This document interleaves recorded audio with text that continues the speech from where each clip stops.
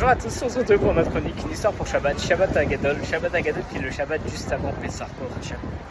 Rav Pinkus, il nous enseigne que lorsqu'il était jeune, il était à la yeshiva et il vivait en colocation avec plusieurs autres bachorim, plusieurs autres étudiants dans la yeshiva. Et au moment de Pessah, tout le monde partait pour aller faire Pessah chez leur famille. Et lui, il restait seul à la yeshiva. Donc il commence à faire la Bédikat Hametz bien minutieusement. Il vérifie partout, ça lui met des heures. Et à un moment, il se rend compte qu'il n'a pas vérifié le toit. Et dans la halakha, il y a marqué qu'il faut toujours vérifier le toit. Et que aucun des autres bachurim ne l'a fait. Du coup, il commence à avoir en même temps un Yetzer Hara. Il y a deux voix dans sa tête, une qui dit « Je vois pas pourquoi c'est à moi de le faire, étant donné que n'importe qui d'autre aussi a la mitzvah. Mais si moi je le fais pas, alors personne ne le fera. » Donc il a pris sur lui. Il était très fatigué, mais il est monté sur le toit pour aller vérifier. Il monte sur le toit, et il voit que sur le toit, il y a des vieux meubles, c'est sale, c'est poussiéreux. Et il y a marqué dans la halakha que si c'est des endroits qui sont poussiéreux, sales, etc., et où on ne peut pas accéder au trou où il pourrait y avoir du chametz, alors il faut d'abord nettoyer, puis faire la bédika. Donc son Yetzer Hara, il est de plus en plus fort malheureusement, mais il prend sur lui.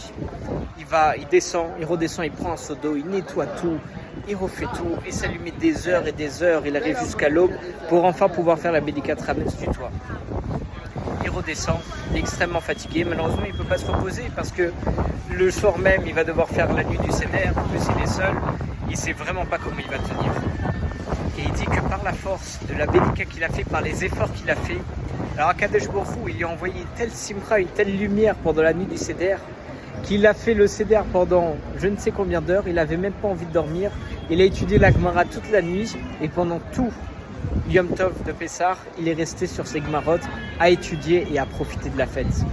Il dit que par le mérite de l'effort qu'il a fait pour chercher le Hametz à la lumière d'une bougie, alors par ce mérite-là, Baruch Hashem, il a réussi à avoir une très belle nuit du Seder. On dit, et nos sages nous le rapportent, c'est quoi en réalité le fait de chercher le Hametz à la lumière d'une bougie? On connaît tous la phrase qui nous dit « Ner mitzvah vetorat or ». La mitzvah, c'est comme une bougie et la Torah, c'est une Torah de lumière. Donc en réalité, c'est quoi ce lien de chercher le Hametz avec une bougie? C'est le fait de chercher notre Yetzer Hara et ce qui ne va pas en nous grâce à c'est quoi la bougie? Grâce au mitzvot et grâce à la Torah. Il dit qu'en réalité, tout ce qu'il a fait, c'est aussi un très beau machal, un très bel exemple, une belle parabole. Avec le fait qu'il a cherché dans son Yetzer Hara, il a pris sur lui et poussé. Quand on fait la recherche du Hametz, déjà c'est difficile. Et il voit le toit tout poussiéreux, il n'y a que lui qui doit le faire, etc. Et il a combattu son Yetzer Hara pour la mitzvah. Et c'est ça ce qu'on doit faire. Et c'est ça ce qu'on apprend de Bédikat Hametz avec le fait de le faire à la lumière d'une bougie. Il faut, grâce à la Torah et les mitzvot, voir ce qui ne va pas en nous, vaincre son Yetzer Hara, essayer de creuser pour être le meilleur possible. Chag Sameach et Shabbat Shalom.